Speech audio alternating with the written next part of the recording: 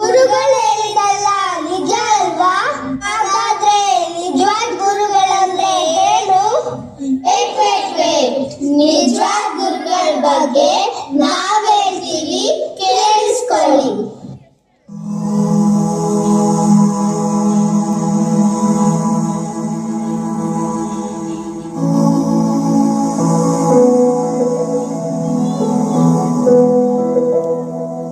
ಬಳಪ ಹಿಡಿದ ಭಗವಂತ ಇರುತ್ತಾನೆ ನಮ ಸುತ್ತ, ಅವತಾರ ನಾನಾ ರೂಪವೋ.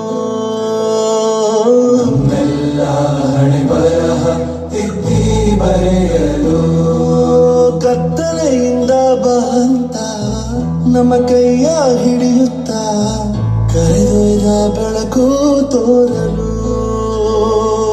ಭಯವಾಗಿ ಗದರೋದು ನಮ್ಮ ಬೆಳೆಸಲು.